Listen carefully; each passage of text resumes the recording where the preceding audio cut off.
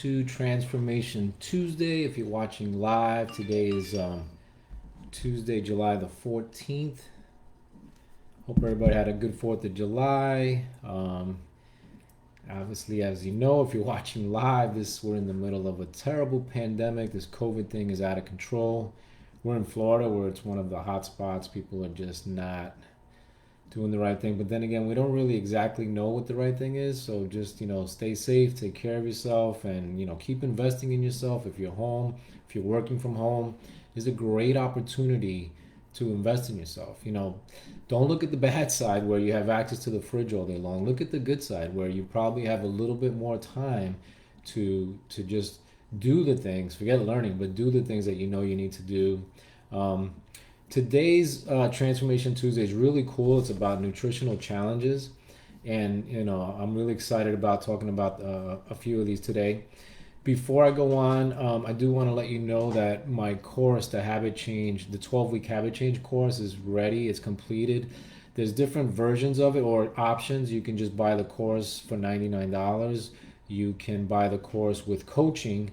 So depending on how much coaching you're looking for, there's different options. So just you go to uplevelliving.com/enroll, and you can check out the video there. So happy about that, and hope to get some people on there. And we're enrolling about a new patient every single day at the clinic, and we're getting great feedback, and people are starting to just really get involved with it and transforming and learning the 80-20 habit change method, which is something that I apply to almost everything that I do, and really getting good results and good feedback. So if you're interested, uplevelliving.com/enroll. All right, so let's talk about the biggest nutritional challenges. I love this because as a health coach, I could tell you all day long about what you should eat, and proteins and fats and carbs and water and nutrients and vitamins and all this stuff. We talk about it all the time. Information, or your transformation, is only 20% information. It's 80% action. It's taking action on what you learn. But you probably don't need to learn about what to eat. Like, you don't probably feel guilty after having a bowl of spinach, right? Or if you have a spinach and blueberry smoothie, like I've been having in the mornings with coconut milk, it's so good for you, so delicious. I don't feel too guilty after that, right? I know I'm doing the right thing. But if you're having that bowl of salted caramel ice cream, you know already that depending how many you've had in a week, it's either something that you've made room for or something that you're overdoing, right? So, like, my point is, you probably don't need a lot of nutritional information. There are some things that I teach that are, to some people, very new, such as eating fat doesn't make you fat, and eating fat is the much better way to get skinny, and really reducing your carbs and sugar. A lot of people have a tough time coming around to that, although keto is hugely popular now, and it's becoming more mainstream. It's still something that it's difficult to wrap your head around when we've been told to eat a low-fat diet for so many years. But, for the most part, we've done our diets, we've been here, we've heard the right things to do. And so that part is not really what you need. You don't need too much coaching on that. What you need is what everybody needs, and it's what I've dedicated myself to. What you need is to create new habits, right? So I really dedicated myself to being a habit change coach. And we'll start with emphasizing again how long it takes to make a new habit. If you're on the call and you want to comment, I definitely welcome the comments and interaction. If you have any questions, I'll try to get to them as we're talking here. But it takes 66 days to create a new habit. 66 days. So if you want to create these new healthy habits, we're going to have to find ways to overcome the bad habits, right? So let's talk a little bit.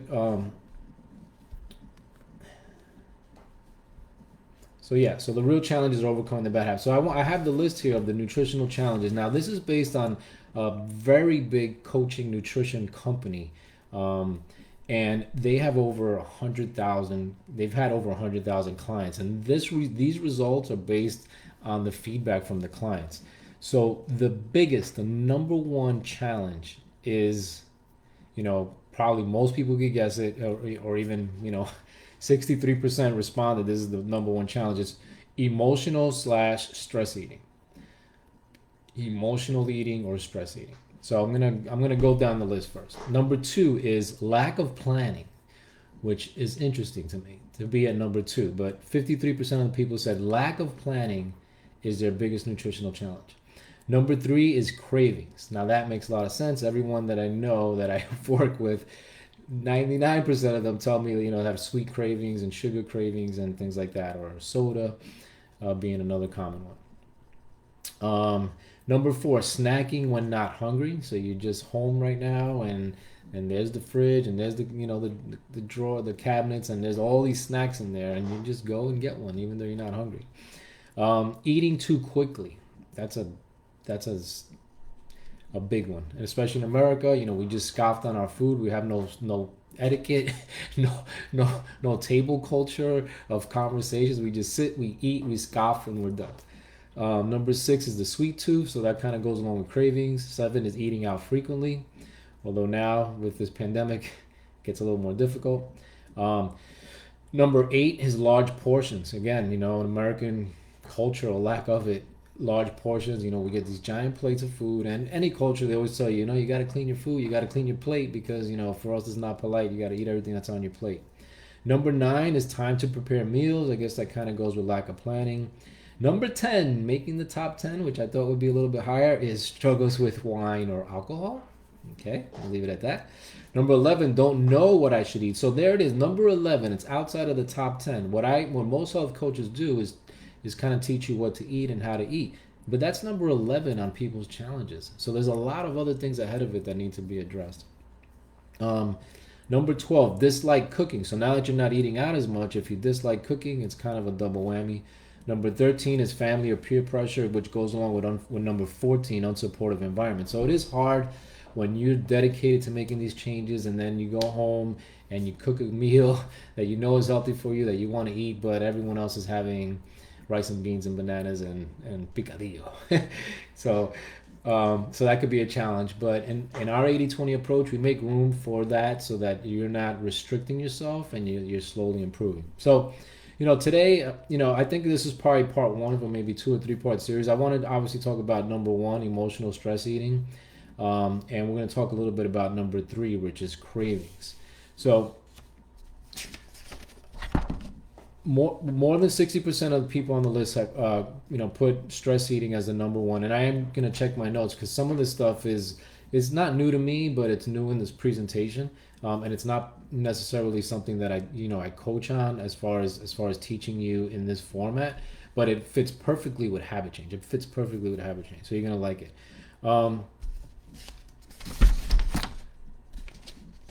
So the thing with a habit, that a habit has a trigger, a response, and a reward. So if you want to break a bad habit, you have to identify the trigger so that you can substitute a different response, and then either create a new reward or find the reward and satisfaction in the fact that you're breaking that old habit. So interestingly enough, with cravings, it's the same thing. A craving is an urge followed by a behavior, and then the reward. And unfortunately, the reward is usually the release of dopamine in your brain, and which is a pleasure response, but it's usually because of the sugar and the high carbs. So you're reinforcing a bad habit exactly by giving into your cravings. So to overcome a craving is not to eliminate it. You'll never, and that might as well be the first step. Understand that you're not going to eliminate it. So if you love soda and you have that soda and you want to stop drinking soda, don't tell yourself that you can't have soda, because your brain works exactly the opposite. You're going to create this craving for it now, and it's going to be insatiable, and you're not going to ever stop thinking about soda. Whatever you restrict becomes bigger than life. So outside of addictions that you're trying to get over, which is why it's so hard addictions to break, because there is no 80-20, with breaking a craving, it's really about adding something new that you can do. And trust me, throughout, over time, you'll lose a taste for the other things, So let's say water, you're only having 4 cups of water, you should be having 8. The next time you reach for the soda, you maybe drink half of it and then drink some water. That's so you're doing a combination of reducing the bad stuff and then also supplementing it, or putting something else in its place, substituting it for water. Then the next time you have water, and the next time you have water and less soda, now you're having 8 cups of water. There's not a lot of room in your stomach, so you're not even going to be able to drink the soda. So it's a little bit of leaving room for it, making room for it, and slowly, as you create a new habit, the taste for the other habits will go away. It's happened for me with pizza and chicken wings and donuts, and a lot of the sweet stuff that I used to eat all the time, every day. By just starting to eat other foods and then slowly enjoying the other foods and then slowly actually craving and wanting the other foods, which are healthy, and that being my lifestyle, the other stuff, the bad stuff, has slowly fallen off. So with stress eating, I have a worksheet, which if you want to just comment, or I'll put a link to it. It's called Breaking the Chain. And you could use this for anything. You could start with food, but you could use this for any bad habit that you want to change. So it starts with identifying the trigger. So each time you experience a craving, jot down the answers to these questions. This is kind of what's in the worksheet. So basically, what are you craving? Is it a specific food, a certain flavor, or a texture? Where are you? You literally want to know where you are, what's your environment, what's your surroundings. What are you doing? Are you driving? Are you working? Are you watching TV? What are you feeling physically? Are you feeling shaky? Are you lightheaded? Are you tense? What are you feeling emotionally? Are you happy? Are you cranky? Are you rushed? Are you nervous? What are you thinking? For instance, I might as well eat this. I've already blown my diet. Are you in that, perfectionist mode where if you ruin one day, you've ruined everything for life? And who are you with? So you want to specifically identify these things because there's patterns. Habits are patterns. Your mind wants to work on autopilot. So basically, a habit is a pattern that's repeated that you're not even aware of. So this makes you aware of that pattern. This makes you aware of the trigger so that you can then identify the trigger and now choose a different response, which is the only thing you really can control is your response to something. That trigger is always going to come. I mean, obviously, you can then also avoid certain triggers if possible. But more than likely, you won't be able to. The triggers are part of everyday life. But now when this happens, I do this. So now when this happens, you're aware of it. You just kind of, go through the questions, go through the answers, and now you could choose a different response. So let me give you some examples. The first response you could do is called giving your craving a timeout. So we're human beings. We don't live on instinct alone like an animal. An animal, just responds like automatically, is always on autopilot. There's very little animals that have the intelligence where they are kind of considering their options, right? They're hungry, there's a rat, I'm a cat, I'm gonna eat it, whatever the case may be. There's a very just natural progression or natural, response to things. We're humans. We have consciousness, we have morals, we have experience. The problem is when you're starving, a lot of that goes out the window and you just want to eat, which is why you should honor hunger and fullness, which is a whole nother class. What you want to do is just kind of call time out. And, you're kind of asking yourself, are you actually hungry or are you just bored and stress eating, or maybe procrastinating? Does a steak or baked potato sound good, or is it just those donuts in the break room? These are the kind of questions that you ask yourself, and while you're asking yourself, you're obviously putting off the decision to do, to respond immediately to the craving. So, there's a movie, I forgot which one it was, but basically, oh man. Matt Damon, How Do You Like Them Apples? Whatever that movie was, he tells the kid in the story, he walked in to ask a girl on a date, and he realized that he only had to be brave for 20 seconds. A lot of times with all of this habit breaking stuff, you only have to be brave for 20 seconds. If you can for 20 seconds pause and go in another direction, you're gonna beat that craving a lot of times. And then again, if you substitute it for something else and start building up a healthy habit, the taste and the craving for that will go away. And by the way, cravings a lot of times are based on actual needs that your body has. You could crave chocolate, um, but you actually have a mineral deficiency. You could be craving salt and you're actually thirsty because salt helps retain water. You could be, craving sugar, and yes, you want something sweet, but you can have a grape or you can have an apple or you can have blueberries. You don't have to have a processed food. So a lot of cravings are just based on kind of imbalances on the body. So that's some other, information too that I want to help you guys with because, you know, substituting the craving for what your body really wants is a great fix.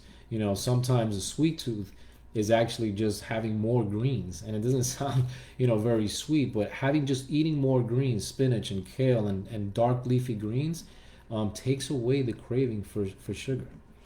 Um, so the pause, you're going to do the pause, and granted, like it says here, you may still go ahead and indulge. After all, maybe you're truly hungry, or perhaps you're just not having your best day. Hello, that could be a trigger. You're not having your best day, so there's a trigger and you eat something bad. So don't consider this a failure. It's going to take some time. It's going to take time to do something like this where you're pausing, but it's like a muscle. The more you use it, the stronger it gets. So it's not motivation. It's not convincing yourself. It's actually practicing the act of pausing. Strategy 2: choose an activity that doesn't involve chewing. So you get the craving. You're not even sure if you're hungry. There was just a trigger. So why not try something else? So kind of like going for a walk, cleaning up your phone's camera, um, or make a new Spotify playlist. Basically occupying your mind in something that's obviously not food related, not chewing related. And again, it's the 20 seconds is all you need to kind of let that subside, come and go. Strategy number 3 they recommend is trying an experiment like intermittent fasting. So fasting does also develop the muscle of just kind of overcoming urges and saying no and just drinking water and moving on with life. You don't die if you don't eat for 24 hours. Your body actually can definitely use a reset like that every now and then. Always check with your doctor, but still, the experiment here in this case, when there's a craving, is just not eating at all. You just go not eating, and you'll see, like, you're gonna go through the cravings. You're gonna be, oh my god, and then you're gonna get past it, and then you're gonna do something else like we did in strategy 2. Try a different activity, and you move on and you succeed. And what's cool about it is, as you succeed in the smaller things, you're gonna have strength and confidence to succeed in the bigger things, the bigger challenges, the bigger cravings. Strategy 4: eat the right foods during the day. That is part of a really big part of health coaching, is just eat the right breakfast, eat the right snack, eat the right lunch. When you're on a good rhythm of food and eating, you tend to snack less, and you definitely tend to snack less at night because you're satisfied. You've eaten more protein. Your body isn't craving anything it's not needing because it's in balance. So learning how to eat right, having a schedule, and again, if you work nights, obviously, but it's still about having these balanced meals throughout the day. And then strategy 5: indulge your cravings under the following conditions. And I don't even agree with the conditions they have here. I say this: indulge your cravings using my 80-20 approach, right? So that just means, it means two things. One is, like, at night, I'm gonna have a little bit of chocolate, right? But there are people that dig into the cookie jar and literally, just scoff the whole thing down. Obviously that's not good for you, but you also know you didn't need all that. You succumbed to this craving, and because maybe you were resisting it, or you were just trying to think it wasn't allowed, when you allowed yourself, you went overboard. And that's what falling off the wagon is. If every night you just have 2 cookies, you're probably going to satisfy that craving, satisfy that, that minute, that second and you're going to move on with life. I have literally sometimes 2 or 3 little chocolates with almonds in them. I'm happy. Sometimes I have a couple cookies. Sometimes I have a small piece of chocolate cake. I do it almost every night, and I'm happy, and I know that that's coming, and I know that I don't have to stop it. Now, at the same time, in our course and what we teach with the 80/20 is I've had a good breakfast, I've had a good lunch, I've had a good dinner, I've had good snacks, I drank all my water. So I've done the things, I've exercised, I and then the other two things are sleeping and mindset. So the point is, there are a lot of other things in your life that if you're going to give into a craving, that you've made room for it. So there's no guilt. There's no issue of yes or no. It's just a little bit. So with the 80/20 approach, you leave room for it. You reduce the portion, and you're happy. Most of all, you're happy because you don't feel guilty. You don't feel like you've destroyed all the progress that you've had. So that's 5 nice tips, really good tips on overcoming cravings. And then with emotional eating, if you want the worksheet, you could email me, John at UpLevel Living. I'm going to try to put a link here on this post, so that you can go through the worksheet, which is basically identifying the triggers, asking yourself those questions, so that the next time it comes, you're more prepared. Triggers kind of come in a form of sabotage, and that's a little deeper, but we're gonna probably do a coaching on sabotage soon as well. And that's it. If anyone has any questions on the call, I haven't seen any, so we'll wrap up, and hope you have a great night, and I'll see you next Tuesday. Thanks for hanging out. Bye bye.